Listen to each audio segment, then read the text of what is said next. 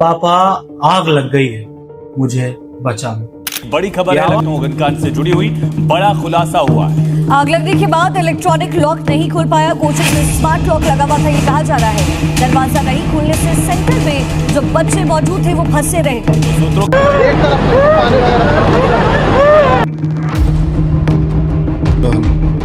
पापा, आग लग गई है, मुझे बचाना। ये 23 साल की सुखमनी सिंह की आखिरी से। मेरे पास 2:36 पे कॉल आई थी उसकी कि पापा मुझे बचा लीजिए, यहाँ आग लग गई है। करीब आखिरी शब्द थे उस बेटी के, आखिरी फोन कॉल था उस बेटी का अपने पिता को जो आग में जल रही थी। इस वक्त पर एक कॉल किया गया। उस वक्त पर सुखमनी सिंह के पूरे शरीर पे सिर्फ आग थी।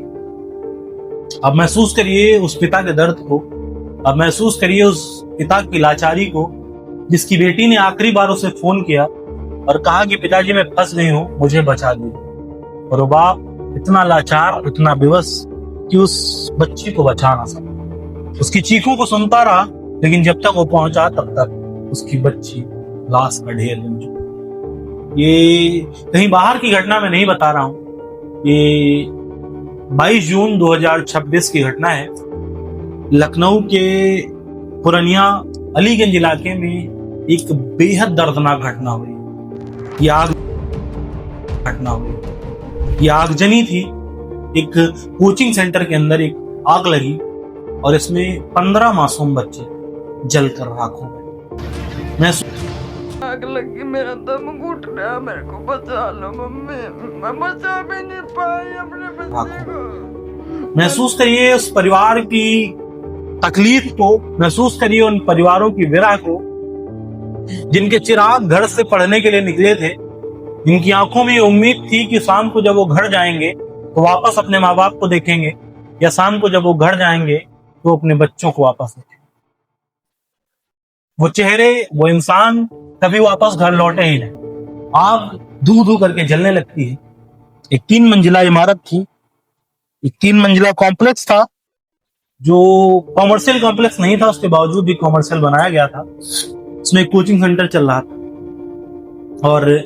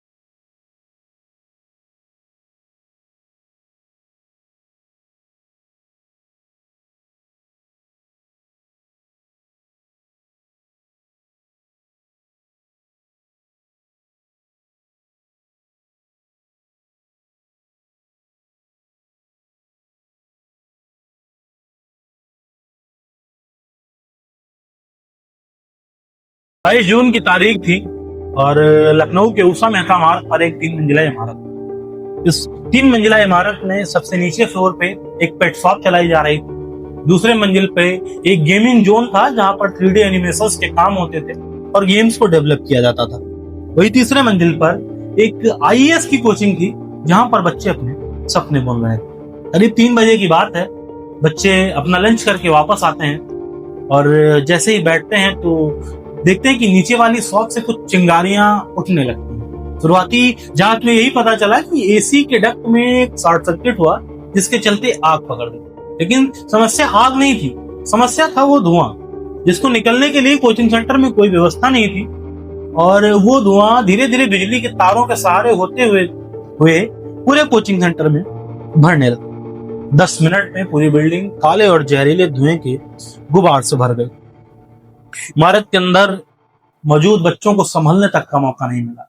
जो शीशे टूटे उनसे कुछ बच्चे नीचे कूदे, कुछ दिखाई नहीं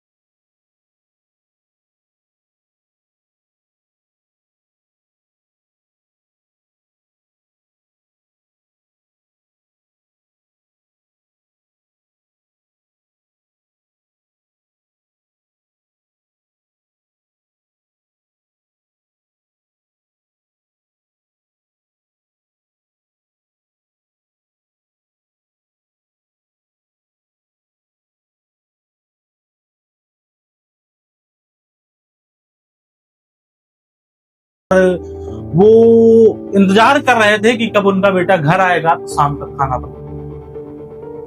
कुछ बच्चे ऐसे थे जो अपने घर की आखिरी उम्मीद थे, जो पार्ट टाइम काम करते थे, कोचिंग पढ़ते थे और अपने भविष्य को संभाल रहे थे। लेकिन क्या हुआ ऐसा कि उस बिल्डिंग से कोई बचकर बाहर नहीं निकला। आग इतनी भयानक थी कि बिना फायर ब्रिगेड के अंदर जाना मतलब मौत को दावत है। बिना फायर ब्रिगेड के अंदर एंट्री मतलब सीधे मौत के मुंह में चले जाना। कौन कर सकता था ऐसी? कोई नहीं। लखनऊ के लोग, जिन्हें हम नवाब कहते हैं और अदब की मिसाल पेश करते हैं कि पहले आप, इन लोगों के अंदर जीरो सिविक सेंस है। अगर ये फायर ब्रिगेड को तेज हूटर बजाते हुए स्पीड में जाते देखें तो उसको साइड देने के बजाय बल्कि उसके आगे आगे चलकर खुद अपना रास्ता क्लियर कर लेते हैं कि हम इसके साथ निकल पाए। फायर ब्रिगेड वाला अगर कहीं तेजी से जा रहा है और गलती से किसी की गाड़ी से टकरा जाए तो उल्टा रोक लेते हैं, बल्कि ये नहीं समझते कि किसी का परिवार, किसी का घर हमारे इस वजह से चला जाएगा। कई सारे बच्चे ऐसे थे, कई सारे बच्चे ऐसे थे जिनके पास ना तो कोई दूसरा विकल्प था, जिनके पास ना तो कोई दूसरा ऑप्शन था। कानपुर का एक व्यक्ति जो अपने बच्चे को लखनऊ भेजता है आईएएस की तैयारी करने के लिए, सीतापुर का एक व्यक्ति जो एक किराने की दुकान चलाकर अपने बच्चे को भेजता है लखनऊ में कि आईएएस करेगा जाके, एक बाराबंकी का बच्चा, एक लखीमपुर का बच्चा, एक मध्य प्रदेश का बच्चा।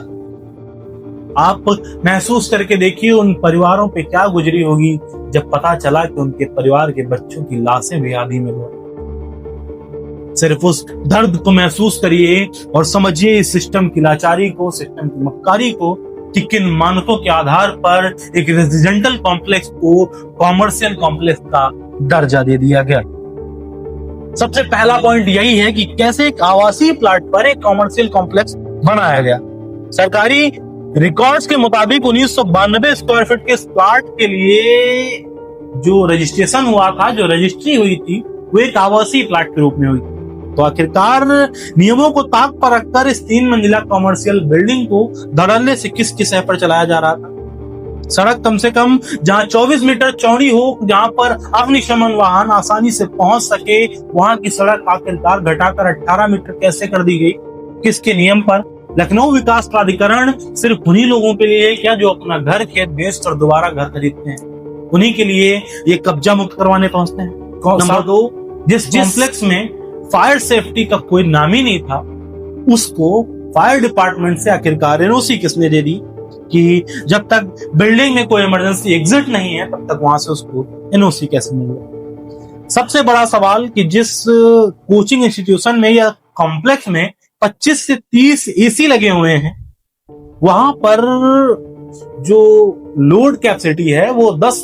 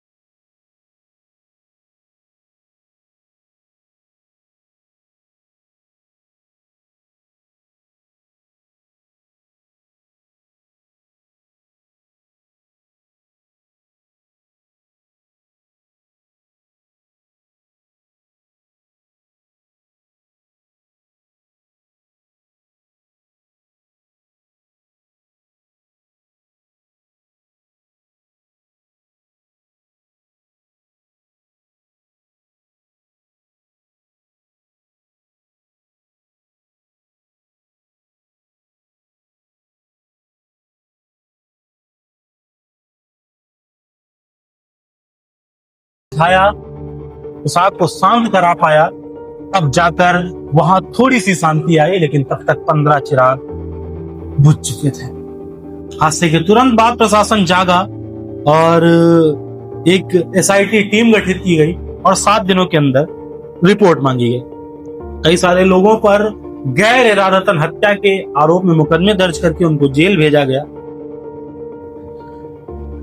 मुआवजे के तौर पर सरकार ने परिवार वालों को 5 लाख 2 लाख रुपए देने का ऐलान भी कर दिया, लेकिन क्या वो 5 लाख, वो 10 लाख, वो 2 लाख उन परिवारों को उनके बच्चे वापस कर सकते हैं जिनकी दुनिया उजड़ गई, जिनके हरे भरे परिवार उजड़ गए? उन माँ बाप से पूछो, उन 2 लाख 5 लाख का वजूद क्या है उनके सामने, जिनको ये उम्मीद थी कि अभी अगली छुट्टियों में उनका बेटा घर आएगा तो उसको दाल चावल बनाकर खिलाएंगे, या जिन माँ बाप को ये उम्मीद थी कि अगली ईद पे बच्चा घर आएगा